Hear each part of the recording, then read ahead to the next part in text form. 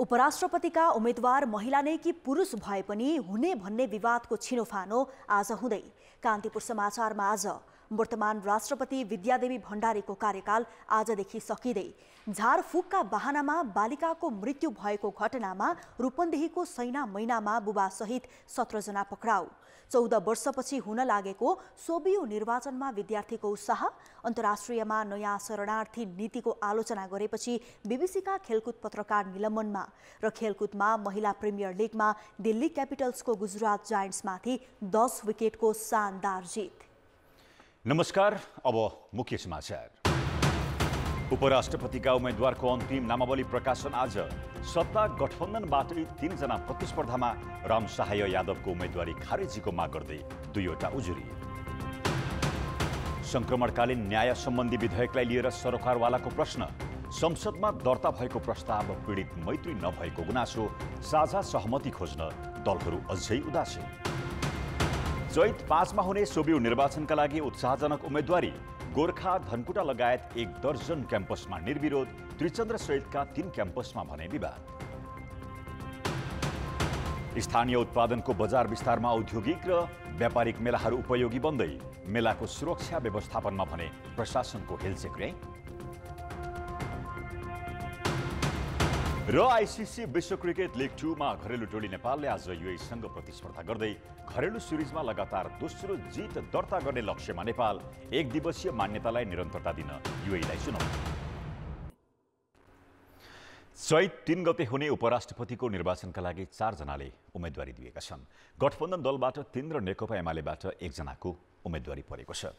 गठबन्धन दलबाट जनता समाजवादी पार्टीका रामसहाय यादव र प्रमिला कुमारी यादवले उम्मेदवारी दिएका छन्। यस्तै सत्तामै रहेको अर्को दल जनमत पार्टीका तर्फबाट ममता झाले पनि उम्मेदवारी दर्ता गराएकी छिन्। नेकपा एमालेका तर्फबाट उपाध्यक्ष अष्टलक्ष्मी साक्यले उम्मेदवारी दर्ता गराएकी छिन्। संसद भवन बानेश्वर स्थित निर्वाचन अधिकृतको कार्यालयमा पुगेर उनीहरूले उम्मेदवारी दर्ता गराएका हुन्।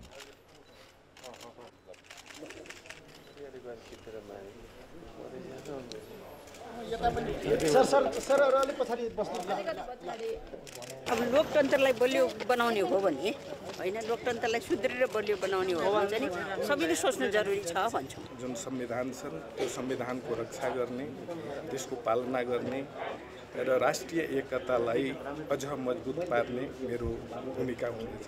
मेरो उम्मेदवारी जित्नको लागि संविधानको मर्मलाई जुन छ एकदम जीवित राख्नको लागि, संविधानलाई जुन छ जीवित राख्नको लागि यो नोमिनेसन दिएछु। उपराष्ट्रपतिमा मनोनयनका लागि हिजो बिहान 9 बजेदेखि दिउँसो 2 बजेसम्मको समय तोकिएको थियो। उम्मेद्वारको अन्तिम नामावली भने आज प्रकाशन गरिने निर्वाचन अधिकृतको कार्यालयले जनाएको छ। उपराष्ट्रपतिमा उम्मेदवारी दिएका मध्ये 3 जना महिला छन्। एमालेबाट उम्मेदवारी दिएकी अष्टलक्ष्मी साक्य पार्टी उपाध्यक्ष हुन्। जसपाका रामसहाय प्रसाद यादव निर्वाचित सांसद हुन् भने जसपाकै अर्का उम्मेद्वार प्रमिला यादव पनि राष्ट्रिय सभा सदस्य छिन्। जनमत पार्टीकी ममता झा भने केही समय अघि मात्रै पार्टी प्रवेश गरेकी हुन्। गठबन्धन दलबाट उपराष्ट्रपतिको उम्मेद्वार बनेका रामसहाय प्रसाद यादव बारा क्षेत्र नम्बर 2बाट निर्वाचित सांसद हुन्। 2027 सालमा बाराको सिमरनगढमा जन्मिएका यादवले 2053 सालदेखि सद्भावना पार्टीबाट राजनीतिक यात्रा सुरु गरेका थिए। उनी पहिलो संविधान सभा निर्वाचन 2064 मा मधेसी जनअधिकार फोरम नेपालबाट समानुपातिक सांसद भए। त्यसपछि 2074 सालमा पनि बारा क्षेत्र नम्बर 2बाटै चुनाव जिते। अघिल्लो पटक वन तथा वातावरण मन्त्री बनेका यादव अहिले जसपाको संसदीय दलका नेता छन्। जसपाबाटै उपराष्ट्रपतिमा उम्मेदवारी दिएकी 55 वर्षीय प्रमिला यादव सुनसरीकी हुन्। 2062-63 सालको जनआन्दोलनबाट राजनीतिक यात्रा सुरु गरेकी यादव अहिले राष्ट्रिय सभा सदस्य हुन्। गठबन्धनबाटै उम्मेदवारी दिएकी जनमत पार्टीकी ममता झा सप्तरीकी जिल्ला इन्चार्ज हुन्। 2025 सालमा जन्मिएकी झाले सद्भावना पार्टीबाट राजनीतिक यात्रा सुरु गरेकी थिइन्। केही समय अघि मात्रै उनी जनमत पार्टीमा प्रवेश गरेकी हुन्। एमालेबाट उम्मेद्वार बनेकी अष्टलक्ष्मी साक्य काठमाडौँकी हुन्। 2010 सालमा जन्मिएकी उनी 2036 सालदेखि पूर्णकालीन राजनीतिमा संलग्न छिन्। 2045 सालमा अखिल नेपाल महिला सङ्घको अध्यक्ष भएकी उनी 2049 सालमा एमालेको 5औं महाधिवेशनमा केन्द्रीय सदस्य निर्वाचित भइन्। 2056 सालमा प्रतिनिधि सभामा निर्वाचित भएकी साक्य एमालेको 9औं महाधिवेशनमा केन्द्रीय उपाध्यक्ष भइन्। 2059 सालमा शेरबहादुर देउवा नेतृत्वको सरकारमा उनी महिला बालबालिका तथा समाज कल्याण मन्त्री भइन्। गणतन्त्र स्थापनापछि 2065 सालमा उद्योग मन्त्री समेत बनिन्। 2074 सालको प्रदेश सभा निर्वाचनमा काठमाडौँ क्षेत्र नम्बर 8 खबाट निर्वाचित भएकी साक्य बागमती प्रदेशको पहिलो महिला मुख्यमन्त्री बनिन्। अहिले उनी एमालेकी उपाध्यक्ष समेत हुन्। कान्तिपुर समाचारका लागि अञ्जना लामिछाने, काठमाडौँ। उपराष्ट्रपतिमा उम्मेदवारी दिएका जसपाका रामसहाय यादवको उम्मेदवारी विरुद्ध 2वटा उजुरी परेको छ। यादवको उम्मेदवारी विरुद्ध उपराष्ट्रपति पदकै उम्मेद्वारद्वय अष्टलक्ष्मी साक्य र ममता झाले निर्वाचन अधिकृतको कार्यालयमा उजुरी दिएका हुन्। एमालेकी उपराष्ट्रपति उम्मेद्वार साक्यका तर्फबाट एमाले सांसद महेश बर्तौलाले उजुरी दर्ता गराएका हुन् भने जनमत पार्टीबाट उपराष्ट्रपति उम्मेद्वार ममता झाले पनि उजुरी दिएकी छिन्। दुवै उजुरीमा राष्ट्रपति पुरुष निर्वाचित भइसकेकाले उपराष्ट्रपति पनि पुरुष हुन नहुने दाबी गरिएको छ। उजुरीका लागि दिउँसो 3 बजेदेखि साँझ 6 बजेसम्म हिजो समय तोकिएको थियो। निर्वाचन अधिकृत महेश शर्मा पौडेलले उजुरीमाथि छानबिन गरी आज निर्णय सुनाइने बताएका छन्। वर्तमान राष्ट्रपति विद्यादेवी भण्डारीको कार्यकाल आजदेखि सकिँदैछ। 5 वर्षको दोस्रो कार्यकाल आज सकिन लागेपछि उनी निज निवास बुढानीलकण्ठ सर्ने तयारीमा रहेको सचिवालयले जनाएको छ। दोस्रो कार्यकालका लागि भण्डारी 2074 साल फागुन 29 गते राष्ट्रपतिमा चुनिएकी थिइन्। त्यसअघि 2072 साल कार्तिक 29 गते पहिलो पटक राष्ट्रपति बनेकी थिइन्। नयाँ राष्ट्रपतिमा रामचन्द्र पौडेल निर्वाचित भइसकेका छन्। उनले शपथ लिने कार्यक्रम समेत छ। विश्व खाद्य कार्यक्रमले इटालीबाट ल्याएको 54,000 किलो चामल नेपालगञ्ज भन्सारले अखाद्य प्रमाणित गरेसँगै सीमामा राखिएका प्लान्ट क्वारेन्टाइनकै विश्वसनीयतामाथि प्रश्न उठेको छ। आयात हुने खाद्य वस्तु र मसालाजन्य पदार्थको गुणस्तर मापनमा खुकुलो व्यवस्थाका कारण अखाद्य वस्तु समेत सजिलै भित्रिरहेका छन्। पशुपन्छी जन्य पदार्थ, खाद्य वस्तु तथा बिरुवा अनलाइन मार्फत एकद्वार प्रणालीबाट आयात निर्यात हुन्छ। त्यसका लागि पशु क्वारेन्टाइन, प्लान्ट क्वारेन्टाइन र खाद्य आयात निर्यात गुणस्तर प्रमाणीकरण कार्यालयले सम्बन्धित कृषि तथा पशुजन्य पदार्थको स्वस्थकर प्रमाणपत्र जारी गर्ने गर्छ। सो प्रमाणपत्रका आधारमा भन्सार कार्यालयले सामान आयात निर्यातको अनुमति दिने गरेको छ। तर आयातित खाद्यान्न र मसलाजन्य वस्तुको प्लान्ट क्वारेन्टाइन कार्यालयमा रोग किराको मात्रा मात्र हेरिन्छ। नेपाल राष्ट्रिय एकद्वार प्रणालीमा गुणस्तर मापनका लागि अन्य कार्यालयमा परीक्षण गराउने उल्लेख नहुँदा पशु तथा प्लान्ट क्वारेन्टाइनले जारी गरेको निरोगिता प्रमाणपत्रका आधारमा प्रज्ञापन जारी हुने भन्सार कार्यालयले जनाएको छ। गुणस्तरयुक्त थियो थिएन भन्ने इस्यु चाहिँ प्लान्टको हो कि होइन भन्ने इस्यु हो। तर सिङ्गल विन्डो बन्दाखेरि प्लान्टले लाइसेन्स इस्यु गर्ने र त्यो इन्सपेक्सन एक्ट चाहिँ प्लान्टले नै गर्ने गरी सिङ्गल विन्डोमा बनिएको छ। अब अहिले हाम्रो भनाइ के हो भने ती निकायहरूबाट सबैबाट चाहिँ गर्ने हो भने सिङ्गल विन्डो मार्फतै गरिदिउँ। गएको माघ 15 गते विश्व खाद्य कार्यक्रमले इटालीबाट ल्याएको 54,000 किलो चामल अखाद्य भेटिएपछि नेपालगञ्ज भन्सारमा रोकिएको छ। चामल आयात गर्दा प्लान्ट क्वारेन्टाइनले रोग र किरा हेरेर स्वच्छता प्रमाणपत्र जारी गरेको थियो। तर भन्सार कार्यालयले खाद्य आयात निर्यात गुणस्तर प्रमाणीकरण कार्यालयमा पठाएपछि चामल खान अयोग्य पुष्टि भएको थियो। अहिले भारत तथा तेस्रो मुलुकबाट आउने अधिकांश खाद्य पदार्थको गुणस्तर मापन नगरी निरोगिता प्रमाणपत्र जारी हुने गरेको छ। प्रत्येक बालीको एचएस कोड फरक हुन्छ। त्यो बालीको एचएस कोड राख्ने बित्तिकै कुन चाहिँ प्लान्टले हेर्ने, कुन खाद्यले हेर्ने, कुन पशुले हेर्ने भने अलरेडी आफ्नै तरिकाले निर्धारण भएर जान्छ। त्यो अनुसार हाम्रोमा जुन आएको हुन्छ त्यो हामीले आफ्नो हिसाबले रोग किरा ढुसी झारपात त्यसमा छ कि छैन, नेपालको जैविक विविधतालाई असर गर्ने कुनै पनि किसिमको त्यस्तो वस्तुहरू छ कि छैन भनेर निर्क्योल गरे पश्चात मात्रै हामीले चाहिँ नेपालमा आउन दिन्छौँ। आयात निर्यात प्रक्रियालाई सहज बनाउन विश्व ब्याङ्कको सहयोगमा नेपाल राष्ट्रिय एकद्वार प्रणाली लागू भएको हो।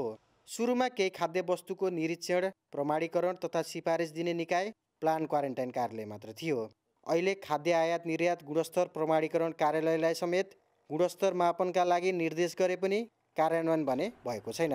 कान्तिपुर समाचारका लागि भुवन पाण्डे, बेलियानाका, रूपन्देही। यसैबारे थप जानकारी दिन भैरहवाबाट सहकर्मी भुवन पाण्डे प्रत्यक्ष सम्पर्कमा छन्। भुवन, नाकामा रहेका हाम्रा भन्सार कार्यालयहरूमा आयातित सामानको विषादी र गुणस्तरको मापन कसरी हुने गरेको छ? अश्विनी, यति बेला म रूपन्देहीको बेलिया नाकामा छु। भारतबाट या तेस्रो मुलुकबाट सामान आयात गर्दाखेरि कृषि, पशु या खाद्य वस्तुहरू जुन जुन सामानहरू आउँछ त्यसको लागि चाहिँ कृषिजन्य कच्चा पदार्थहरू ल्याउँदाखेरि चाहिँ प्लान क्वारेन्टाइनले त्यसको स्वच्छता प्रमाणपत्र दिने गरेको छ, निरोगिता प्रमाणपत्र दिने गरेको छ भने पशुजन्य पदार्थहरू आउँदाखेरि पशु क्वारेन्टाइनले चाहिँ त्यसको स्वच्छता प्रमाणपत्र दिने गरेको छ। त्यसबाहेक चाहिँ केही खाद्य वस्तुहरू आउँदाखेरि चाहिँ खाद्य आयात निर्यात गुणस्तर प्रमाणीकरण कार्यालयले त्यसको गुणस्तर मापन गरेर भारतबाट आएका सामानहरू चाहिँ नेपाल प्रवेश गर्न दिने अनुमति दिएको छ। त्यसको लागि चाहिँ मातहतका कार्यालयहरूले, सम्बन्धित कार्यालयहरूले निरोगिता या स्वच्छता प्रमाणपत्र जारी गर्ने गरेका छन्। विषादी मात्र परीक्षण हुँदो रहेछ, यसले त गुणस्तरीय खाद्य सामग्री सहज रूपमा भित्रिरहेको छ भन्न मिल्छ? अब एक्चुअली भारतबाट आयातित सामानहरू कसरी आउँछ भन्दाखेरि अब प्लान क्वारेन्टाइनले हेर्ने भनेको रोग र किरा मात्र हेर्छ, त्यो पनि आँखाले हेरेको भरमा छ। धेरै कुराहरू ल्याबमा पनि हेरिँदैन। उनीहरूलाई शङ्का लायो भने मात्र विभागमा पठाउने गरिएको छ। रोग किरा मात्र हेर्दाखेरि चाहिँ जैविक विविधतालाई असर परेको छ कि छैन भनेर जुन भारतले सर्टिफाई गरेको हुन्छ त्यो कागजहरू हेर्ने र उनीहरूले रोग किराको मात्रा आँखाले हेरेर नेपाल प्रवेश गर्न दिने अनुमति छ। जस्तै त्यसपछि हाम्रो खाद्यले हेर्ने जुन संयन्त्र छ, औजारहरू छन्, ती औजारहरू चाहिँ दुईटा समूह हेर्छ, जुन कार्बामेट र अर्गानोफस्फेट समूहका विषादीहरू मात्र हेरेर नेपाल प्रवेश गर्न दिइएको छ। त्यो बाहेकका नेपालमा धेरै विषादीहरू, 1 दर्जन विषादीहरू प्रयोगमा छन्।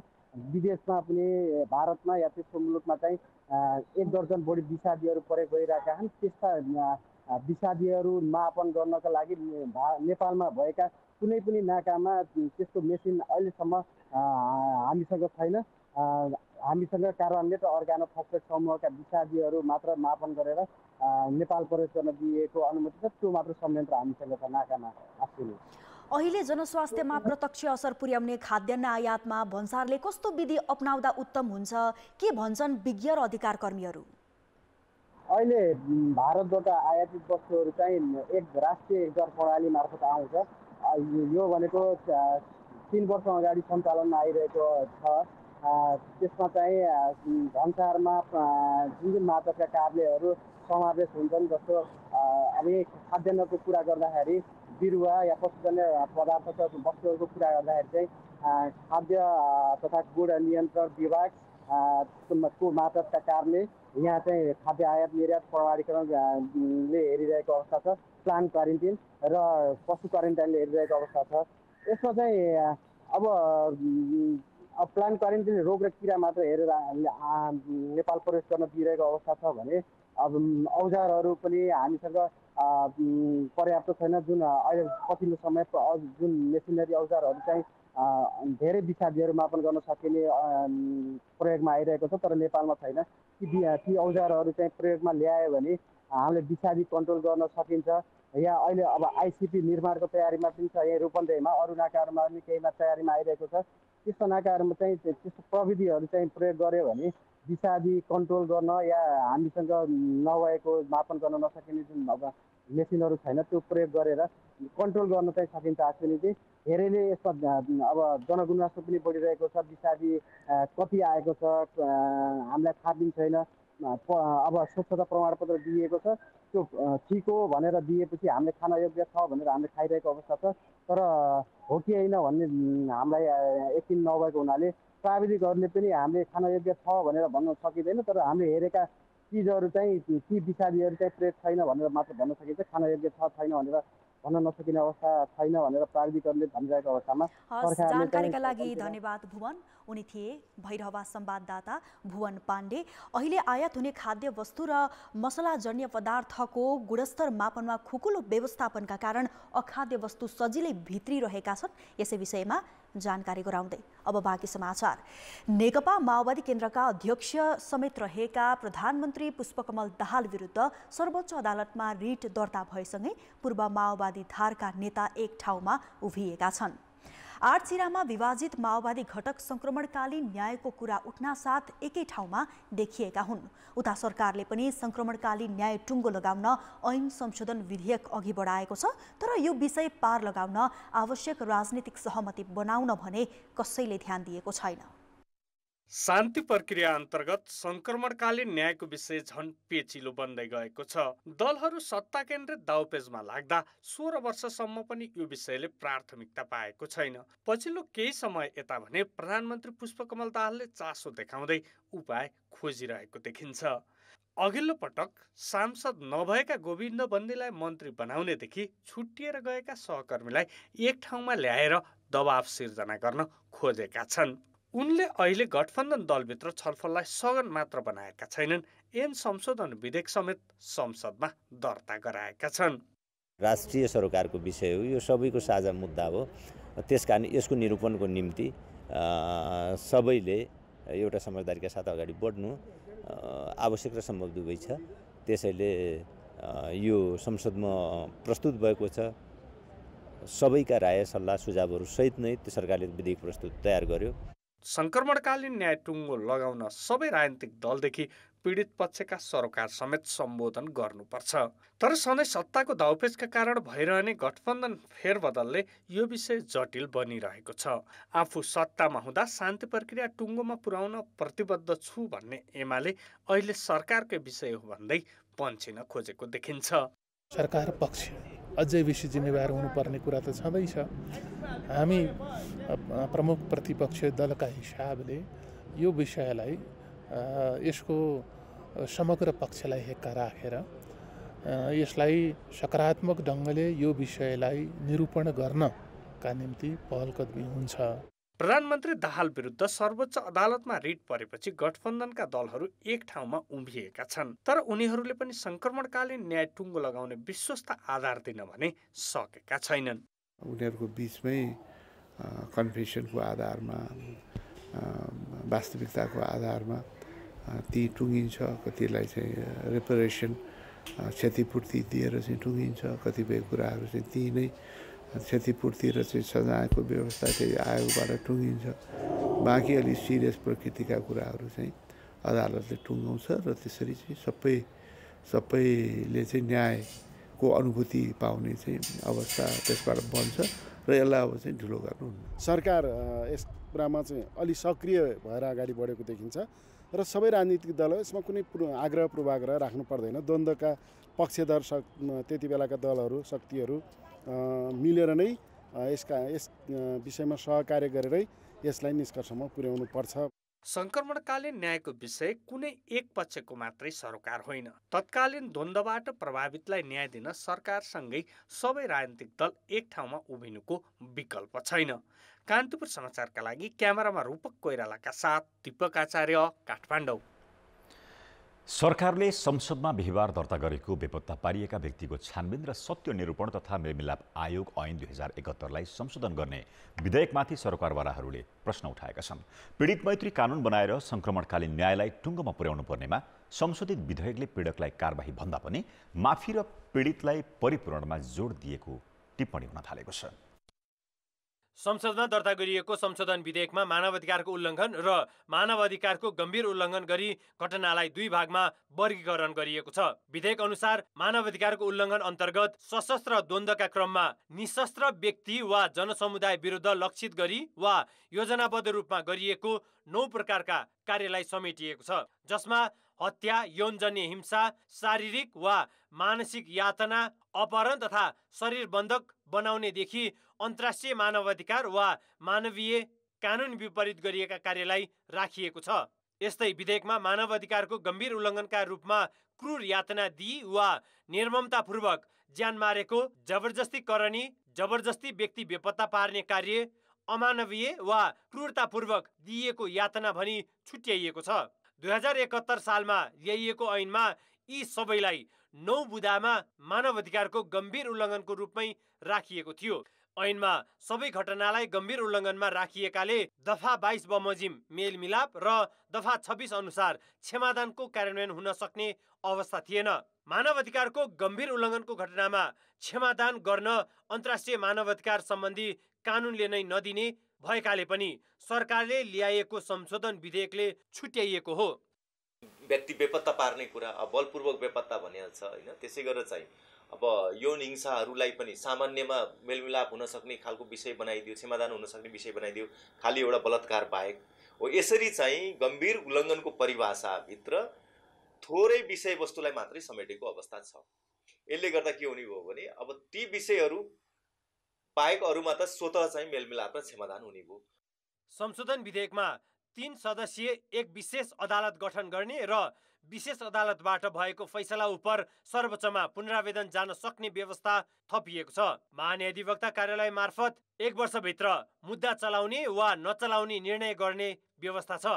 पार्टीका भनौँ नि व्यक्तिहरूलाई त्यो परेको मुद्दाको खण्डमा उसले मानव त्यो मुद्दा नचला भनिदिन्छ होइन। उसको विरोधी पक्ष छ भने मुद्दा चला भन्ला है भनेपछि आयोग त त्यतिकै निष्प्रभावी भइहाल्यो। संशोधन विधेयक आएको छ, यो खासै ढङ्गले तपाईँको संक्रमणकालीन न्यायलाई प्रभावकारी ढङ्गले अगाडि बढाउने अवस्था। एउटै कुरो के छ भन्दाखेरि विशेष अदालतले गरेको निर्णय चाहिँ पुनरावेदन लाग्ने नलाग्ने भन्ने कुरोमा चाहिँ सर्वोच्चमा लाग्ने भन्ने एउटा जुन प्रावधान छ त्यो स्वागत योग्य छ। अन्यथा भनौँ नि अरू त्यसमा खासै कुनै पीडितलाई चाहिँ भनौँ तपाईँको न्याय दिने हिसाबले चाहिँ यो संशोधन आएको छ। संशोधित विधेयकमा प्रचलित कानुन बमोजिम मुद्दा दायर गर्दा घटी सजाय हुने गरी मागदाबी लिन सक्ने व्यवस्था समेत छ।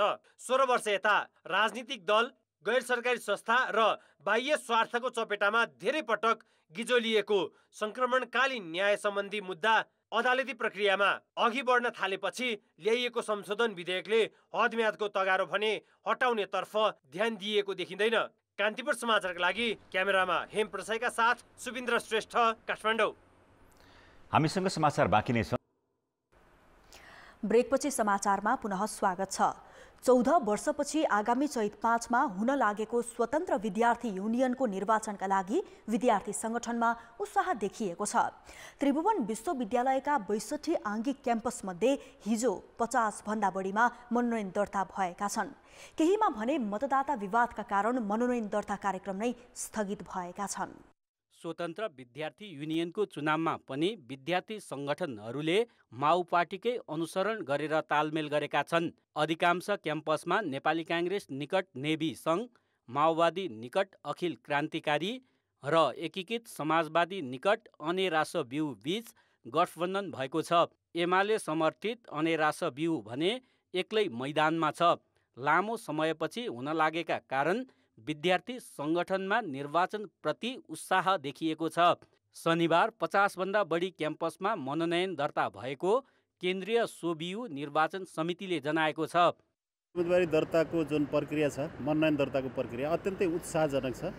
हाम्रो 62वटा आंगिक क्याम्पस मध्ये 3वटा क्याम्पसमा मात्रै अवरुद्ध भएको अवस्था छ र अरू मनोनयन पत्र दाखिला भइरहेको अवस्था छ र 100औं पब्लिक क्याम्पसहरूमा पनि मनोनयन पत्र दाखिला हुने काम भएको छ र 2टा क्याम्पसमा त निर्विरोध नै लगभग भइसकेको छ। हामीले औपचारिक रूपमा घोषणा गर्न मात्रै छ, बाँकी छ। अधिकांशमा शान्तिपूर्ण रूपमा मनोनयन दर्ता भए पनि काठमाडौँको त्रिचन्द्र, कीर्तिपुर स्थित आयुर्वेद र पोखराको पृथ्वीनारायण क्याम्पसमा मतदाता विवादका कारण मनोनयन दर्ता अवरुद्ध भयो।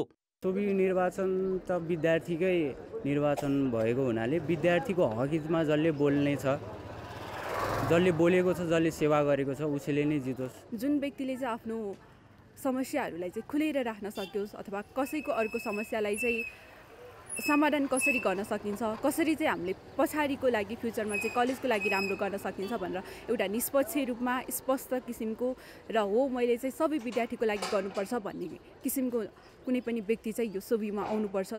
काठमाडौँको प्रदर्शनी मार्ग स्थित रत्नराज्य लक्ष्मी क्याम्पसमा भने एकीकृत समाजवादी तथा एमाले निकट विद्यार्थी समूह बीच झडप हुँदा 3 जना घाइते भएका छन्। 200-300 फर्जी विद्यार्थी भर्ना गर्नुभयो। अब त्यो 200-300 फर्जी विद्यार्थीहरूले गर्दाखेरि सोभिउ निर्वाचनको मत परिणाममै प्रभाव पर्ने भयो। अब यसरी सोभिउ निर्वाचनलाई चाहिँ प्रभाव पार्ने गरी गरिएको भर्ना चाहिँ हामी विद्यार्थी सङ्गठनहरू जो संयुक्त विद्यार्थी सङ्गठनको हाम्रो यहाँ अहिले अलायन्स बनेको छ त्यो अलायन्सलाई यो निर्णय मान्ने छैन। धनकुटाको धनकुटा बहुमुखी क्याम्पस र गोर्खाको गोर्खा क्याम्पसमा भने सहमतिमा पदाधिकारी बाँडफाँड भएको छ।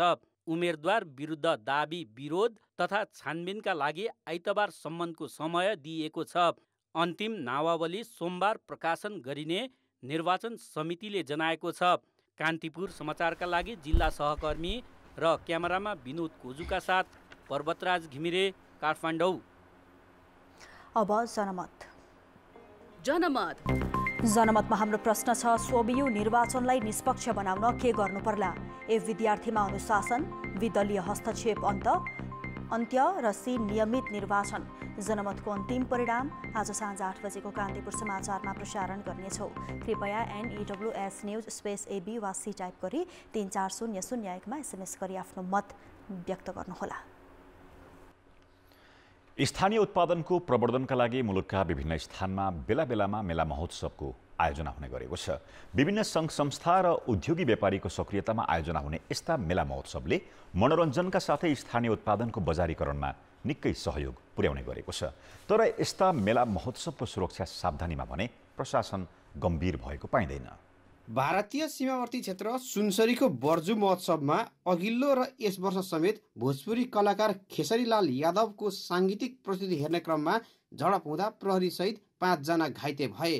विराटनगरमा भएको विराट एक्सपोमा समेत दुई पक्षबीचको विवादले तनाव उत्पन्न भयो।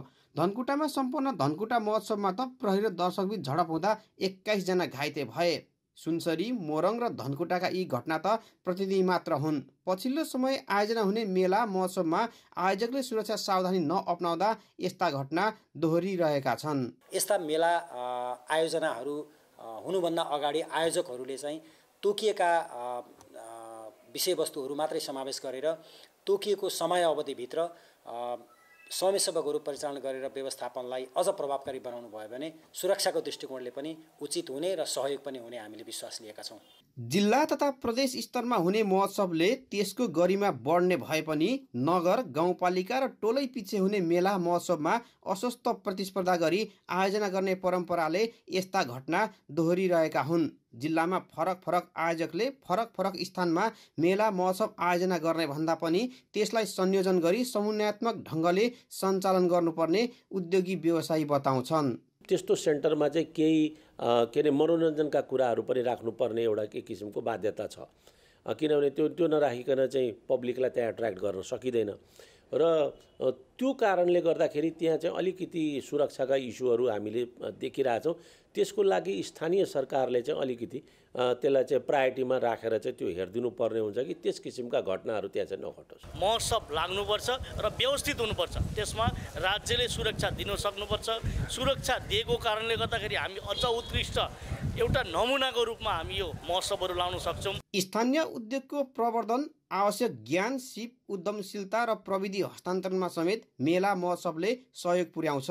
जातीय वेशभूषा, कला, संस्कृति, रीतिरिवाजको जगेर्ना गर्न र स्थानीय पर्यटकीय गन्तव्यको प्रचार प्रसार गरी आन्तरिक पर्यटन प्रवर्धन गर्न पनि यस्ता महोत्सव सहयोगी बन्ने गरेका छन्। त्यसैले अस्वस्थ प्रतिस्पर्धा र क्षणिक हौसिने भन्दा पनि दीर्घकालीन सोच राखेर मेला महोत्सव आयोजना गर्नेतर्फ सबै पक्षको ध्यान जान जरुरी छ। कान्तिपुर समाचारका लागि अर्जुन सुवेदी, इटहरी, सुनसरी। आर्थिक र अन्तर्राष्ट्रिय समाचार हामीसँग बाँकी नै छ। अर्थ र विकास। नेपालको अर्थतन्त्र विकासको प्रमुख आधार हो पर्यटन। सरकारले ल्याउने कार्यक्रम कागजमा मात्रै सीमित हुँदा नेपालमा पर्यटन व्यवसाय सुरु भएको 7 दशक नागिसक्दा पनि अपेक्षित फड्को भने मार्न सकेको छैन। कुल गार्हस्थ उत्पादनमा 10% योगदान पुर्याउने भनिए पनि हालसम्म 3% भन्दा माथि उठ्न सकेको छैन। पर्यटक आकर्षित गर्न हङकङले 5 लाख पर्यटकलाई निशुल्क टिकट र भिसा दिने घोषणा गर्यो। हङकङ जस्तै अहिले विश्वका अन्य देशले पनि पर्यटक आकर्षित गर्न प्रचार प्रसारसँगै नयाँ नयाँ कार्यक्रम घोषणा गरिरहेका छन्। तर नेपालले घोषणा भएकै कार्यक्रम पनि लागू गर्न सकेको छैन। गत साउन 8 गते 73 बुँदे पर्यटन पुनरुत्थान कार्यक्रम सार्वजनिक गर्दै भ्रमण दशक 2023-33 मनाउने भनिएको थियो। तर वर्ष सुरु भएको 3 महिना बित्न लाग्दा समेत सचिवालय पनि बन्न सकेको छैन। अन्तर्राष्ट्रिय पर्यटकहरूलाई नेपाल आउँदाखेरि 1 महिनाको चाहिँ भिसा शुल्क नलिने, फ्री भिसा दिने भन्ने कुराहरू आयो। तर कार्यविधि नबनेर त्यो त्यत्तिकै तुइयो होइन। अहिले पनि त्यस्तै भयो होला। अब किन अब 2023-2032 भने 23 को त 3 महिना सुरु भइरहेछ। अब के गर्ने हो त? सन् 2023 का सुरुवाती 2 महिनामा 1,28,000 पर्यटक नेपाल भित्रिएका छन्। यो वर्ष नेपालको पर्यटन क्षेत्रका लागि सुखद रहने सङ्केत देखिए पनि सरकारले न प्रचार प्रसार गर्न सकेको छ न त भौतिक पूर्वाधार नै निर्माण गर्न सकेको छ। भ्रमण दशक मात्र होइन, आर्थिक वर्ष 2076-77 देश दर्शन अभियान भन्दै घोषणा भएको सरकारी कर्मचारीलाई 10 दिने भ्रमण काज बिदा दिने अभियान पनि कार्यविधि नबन्दै सकिएको थियो। एउटा सरकार वा मन्त्रीले ल्याउने योजनालाई अर्को सरकार र मन्त्रीले निरन्तरता नदिँदा योजना नै अलपत्र पर्ने गरेको छ। अब उहाँको पालामा एउटा तयारी गरेर चाहिँ एउटा डकुमेन्टेड गरेर गरिसकेपछि अब उहाँ नरहँदै गर्दा अर्को आए पनि त काम त हुनु पऱ्यो नि त। त्यो त कन्टिन्यू हुनु पऱ्यो नि त। तपाईँको त विदेशीलाई उहाँले हातलाई घिचाएर ल्याउने त होइन। किनभने त एउटा सिस्टम एउटा क्रिएट गरिदिने हो। भएका चाहिँ तपाईँको चाहिँ आम ब्युरोक्राट्सदेखि लिएर हरेक कुराहरू चाहिँ तपाईँको चाहिँ प्राइभेट सेक्टर सबै लागेर गरिने कुरा हो नि त। तर त्यो कुराको चाहिँ हिजोका दिनदेखि नि, आज मात्रै भन्न खोजिनु मैले, हिजोदेखि नि त्यो परिपाटी चलेन। वायु सेवा कम्पनी बाहेक होटल, ट्रेकिङ, यातायात लगायतका क्षेत्रमा मात्रै अहिले 20 खर्ब हाराहारी लगानी भएको छ। पर्यटन यातायातको क्षेत्रमा मात्रै 1 खर्ब 25 अर्ब भन्दा बढी लगानी छ। अहिले पनि पर्यटकीय क्षेत्रमा धेरै ठाउँमा राज्यले चाहिँ करमा समावेश गरेको छैन, करको अधीनमा ल्याउन सकेको छैन। धेरै निजी सवारीहरू चाहिँ निजी प्रयोजनको रूपमा चाहिँ यो अहिले सञ्चालित छन्। निजी क्षेत्रले अहिले नै वार्षिक 25 लाख पर्यटकलाई सेवा दिन सक्ने पूर्वाधार तयार रहेको बताएको छ। तर सरकारले भने त्यो अनुसारको प्रचार प्रसार गर्न सकेको छैन, जसले यस क्षेत्रमा भएको खर्बौं लगानीले समयमै प्रतिफल दिनेमा शङ्का छ। कान्तिपुर समाचारका लागि क्यामेरामा सञ्जय लुटेलका साथ भरत रावल, काठमाडौँ। अब अन्तर्राष्ट्रिय समाचार। बेलायत सरकारको नयाँ शरणार्थी नीतिको विरोध गरेपछि बीबीसीका खेलकुद पत्रकार ग्यारी लिनेकर निलम्बनमा परेका छन्। 62 वर्षीय लिनेकरले ट्विटरमा बेलायतको नयाँ शरणार्थी नीतिलाई निजी युगको जर्मनीसँग दाजेका थिए। वाक स्वतन्त्रताको विषयसँग जोडेर लिनेकरको निलम्बनको विरोध भएको छ। हिजो बीबीसीका खेलकुद सेवाका समाचार नै प्रभावित भएका थिए। लिनेकरको समर्थनमा खेलकुद टिप्पणीकाले प्रस्तोताका रूपमा काम गर्न मानेनन्। बीबीसीले भने लिनेकरले मार्गदर्शक उल्लङ्घन गरेको भनेको थियो। लिनेकरले अब फुटबल टेलिभिजन कार्यक्रममा काम गर्न पाउने छैनन्। उनले सामाजिक सञ्जालमा गरेको यस प्रकारको टिप्पणीबारे उनको स्पष्ट धारणा नआएसम्म यो कारबाही फिर्ता नलिने बीबीसीले जनाएको छ। उनको निलम्बनको निर्णयले सर्वत्र निन्दा पाएको छ। लेबर दलका नेता केयर स्टारमरले टोरी सांसदले लिनेकर प्रतिको गुनासोलाई बीबीसीले निष्पक्ष कारबाही गर्न चुकेको बताएका र बीबीसी कन्जर्भेटिभ दलको दबावमा नपर्ने भनेका छन्। यो बढ्दो सङ्कटले बेलायतको मिडिया क्षेत्रमा हलचल मचाएको छ। समाचार अझै बाँकी छन्। खेलकुद समाचार। कान्तिपुर खेलकुद समाचारमा स्वागत छ। आईसीसी विश्व क्रिकेट लिग 2 मा नेपालले आज युएईसँग प्रतिस्पर्धा गर्दैछ। खेल बिहान 9:30 बजेबाट कृतिपुर स्थित टियु क्रिकेट मैदानमा हुनेछ। यो खेल जिते नेपालको एक दिवसीय अन्तर्राष्ट्रिय मान्यताले सन् 2027 सम्म निरन्तरता पाउनेछ। जारी सिरिजमा नेपाल लगातार दोस्रो जित हात पार्ने लक्ष्यमा छ। पहिलो खेलमा पपुवा न्युगिनीलाई 52 रनले पराजित गर्दा आसिफ शेखले शतकीय इनिङ्स खेलेका थिए। उत्कृष्ट फर्ममा रहेको नेपाल ओडिआई जोगाउनबाट मात्र 1 जितले पछि छ। नेपाल 33 खेलबाट 34 अङ्कसहित तालिकाको 5औं स्थानमा छ। युएलाई हराए नेपाल अमेरिकालाई उछिन्दै 4थो स्थानमा उक्लिनेछ। अमेरिकाको 36 खेलबाट 35 अङ्क छ। हारले भने ओडिआईका लागि अर्को खेल कुर्नुपर्नेछ। साथै शीर्ष 3 मा रहँदै सिधै एक दिवसीय विश्वकपको ग्लोबल छनौट खेल्ने सम्भावना पनि समाप्त हुनेछ, किनकि तेस्रो स्थानमा रहेको नामिबियाको 39 अङ्क छ। एक साता अघि भएको सिरिजमा युएईमाथि नेपालले 1 जित र 1 मा हार बिहोरेको थियो। युएई भने खराब फर्मबाट गुज्रिएको छ। आजको सिरिजबारे थप जानकारी दिन संवाददाता सबिना कार्की टियु मैदानबाट प्रत्यक्ष सम्पर्कमा हुनुहुन्छ। सबिना, नेपाल र युएई बीच आज महत्त्वपूर्ण खेल हुँदैछ। हिजो चाहिँ आज पानी परेको थियो। अहिले टियु मैदान कस्तो छ? आउटफिल्डको अवस्था कस्तो छ? किसन, हिजो पानी परेसँगै अहिले सबै क्रिकेट समर्थकहरूको एकदमै ठुलो कन्सर्न भनेको आजको मौसम कस्तो हुन्छ र हिजोको पानीले टियु मैदानलाई कस्तो प्रभाव पार्यो, पानी जमेको छ कि छैन, समयमै खेल सुरु हुन्छ कि हुँदैन भन्ने सबैको चासो छ। र हामी बिहानै आइपुग्दा यहाँ ग्राउन्ड स्टाफहरूले यो मैदान ढाकिएको पालहरू निकालिरहनु भएको थियो र अहिले त्यो क्रम पनि जारी छ र अब खेल 9:30 बजे सुरु हुन्छ निर्धारित तालिका अनुसार र त्यो समयमा खेल सुरु हुन्छ हुँदैन, हिजोको पानीले कतिको आउटफिल्ड भिजेको छ छैन भन्ने विषयमा हामीसँग जानकारी दिनको लागि क्युरेटर मधु तामाङ हुनुहुन्छ। हामी उहाँसँगै बुझिहालौँ कस्तो छ, समयमा खेल सुरु हुन्छ हुँदैन। स्वागत छ मधुजी। हजुर, धन्यवाद। हिजो पानी परेको थियो, सबैको चासो छ अब टाइममै खेल सुरु हुन्छ हुँदैन भनेर, कस्तो छ आउटफिल्ड, कस्तो छ, के छ? कस्तो आउटफिल्ड, अब आउटफिल्डको कभरमा चाहिँ पानी झन्डै थियो, त्यो कभर पाल टु पाल गरेर हामीले सबै फालिदिइसक्यौँ। अब आउटफिल्ड पनि सबै ठिकै छ। तपाईँको विकेट पिचमा त्यस्तो पानी सानी छिरेको केही पनि छैन। सबै आउटफिल्ड पिच सबै रेडी नै छ। अब अहिले यहाँले भनेअनुसार अब 9:30 बजे हाम्रो निर्धारित तालिका अनुसार खेल सुरु हुन्छ, त्यो समयमै खेल सुरु हुन्छ अथवा 1-2 ओभर घट्ने सम्भावना के छ? अब हामीले त्यही टाइममा सुरु गर्नको लागि हामी बिहान आएर सबैजनाले ग्राउन्ड सुकाउनेदेखि लिएर कभर पाल टु पाल गरेर पानी फालेर सबै चिज गरिसक्यौँ हामीले। अब ग्राउन्ड र पिच त सबै रेडी नै छ, ठिकै छ। अब आउटफिल्डमा शीत भनेको चाहिँ अलिक शीतहरू छ, तर त्यस्तो चिसोहरू चाहिँ छैन। त्यस्तो ग्राउन्ड ग्यामै नहुने, त्यो ढिलो हुने त्यस्तो चाहिँ छैन। आउटफिल्ड ठिकै छ। भनेपछि 9:30 बजे नै खेल सुरु हुन्छ, हामीले टाइममै सुरु हुन्छ। आज अब नेपालको लागि महत्त्वपूर्ण खेल छ होइन, नेपालले आज जित्यो भने ओडिआई बच्चा। आज कुन पिचमा खेल्दैछ, पिचले कस्तो बिहेभ गर्ला? 5 नम्बर विकेट हो त्यो चाहिँ। अब त्यो विकेट सेम विकेट हो, पहिला जस्तो पहिलाको विकेटहरू थियो सेम विकेट हो, फ्ल्याट विकेट हो, त्यस्तै सेम हो। त्यसमा केही पनि छ, ब्याट्सम्यानलाई राम्रो हुन्छ चाहिँ टसमा भर पर्छ। टस जित्ने टिमले आजको आउटफिल्ड अनुसार बलिङ नै लिएला, त्यो चाहिँ अब क्याप्टेनको त्यसमा भर पर्छ। Thank you very much Madhuji. मधुजीले भन्नुभयो, क्युरेटर मधुजीले, उहाँहरू एकदमै पानी फालेर तयारी अवस्थामा हुनुहुन्छ र उहाँहरू अहिलेसम्म चाहिँ 9:30 बजे नै खेल सुरु हुन्छ र त्यसको लागि तयारी हुनुहुन्छ। अब म्याच रेफ्री आइसकेपछि मैदानको अवलोकनपछि उहाँहरूले पनि निर्णय लिन सक्नुहुन्छ। अब अहिलेसम्मको हेर्दा र बुझ्दा र यो मैदान हेर्दाखेरि 9:30 बजे नै खेल सुरु हुन्छ र यदि भयो भने पनि 1-2 ओभर कम हुन सक्ने सम्भावना पनि छ। किसन, नेपाल एकदिवसीय मान्यता जोगाउन अब 1 जितले पछि छ भनौँ र युएई को पनि त्यस्तै अवस्था छ। उसलाई एकदिवसीय मान्यता जोगाउने हो भने बाँकी 3वटा खेल नै जित्नुपर्ने दबाब छ। यस्तो अवस्थामा नेपाल र युएई बीचको खेल कस्तो हुने अपेक्षा गरिएको छ? विश्व क्रिकेट लिग 2 सुरु हुँदाखेरि यसको अन्त्य यति धेरै रोमाञ्चक हुन्छ होला भनेर सायदै कसैले सोचेका थिए होलान्। अहिलेसम्म अब शीर्ष 2मा रहँदै स्कटल्यान्ड र ओमान ग्लोबल क्वालिफायर्समा गइसकेका छन् र तेस्रो हुने टिमको अहिलेसम्म टुङ्गो लागेको छैन र त्यसका लागि 12 म्याच अगाडि कुरा गर्ने हो भने नेपाल एकदमै धेरै सङ्कटमा थियो। ओडिआई पनि बच्छ बस्दैन भन्ने स्थितिमा थियो, तर जसरी नेपालले पछिल्ला 2 सिरिजमा उत्कृष्ट कमब्याक गरेसँगै अब आजको खेल एकदमै रोमाञ्चक र प्रतिस्पर्धात्मक हुने अनुमान हामी गर्न सक्छौँ, किनभने नेपालको लागि पनि महत्त्वपूर्ण छ। आज जित हात पारे सहजै नेपालको ओडिआई 2027 सम्म निरन्तर हुनेछ र युएई भने डु एन्ड डाई सिचुएसनमा छ। उसले आज यदि हार्छ भने उसको 99% ओडिआई घुम्ने खतरा छ र गणितीय सम्भावना मात्रै बाँकी रहन्छ।